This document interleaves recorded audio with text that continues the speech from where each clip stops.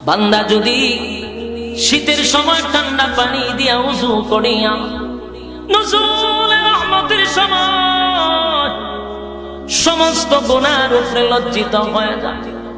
বান্দা যদি চোখের পানি গুলো ছেড়ে দিয়ে আল্লাহর দরবারে কান্দে আর বলে, মালিক জিন্দেগির গুনার উপরে লজ্জিত, আল্লাহ মাফ করে দেন।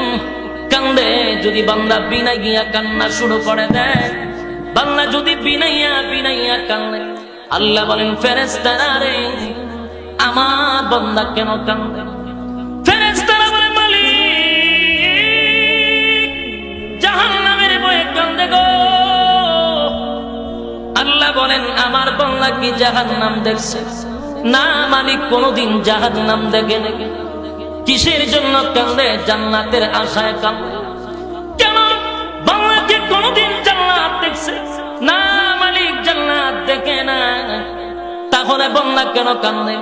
আল্লাহ ওয়াজ মাহফিলে যাওয়ার পরে উলামায়ে কেরামদের জবান থেকে কথাগুলি শুনিয়া জান্নাতের প্রতি বান্দার ভয় ঢুকে গেছে, জান্নাতের প্রতি বান্দার আকর্ষণ ঢুকে গেছে গো। আপনার দরবারে অতীতের গুনার জন্য লজ্জিত হয়ে গেছে। মালিক আপনার বান্দা এমন সময় কান্দে যে সময় মানুষ তার স্ত্রী পুত্র লইয়া ঘুমায়। আল্লাহ আপনার বান্দা এমন সময় কান্দে যে সময় পশু পাখিরাও ঘুমায়। আল্লাহ আপনার বান্দা কান্দে জাহান্নামের ভয়ে।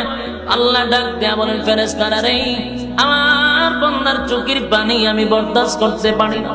ঘোষণা দিয়া দে আমার বান্দার জিন্দেগির গুনাহ আমি আল্লাহ মাফ করে দিলাম।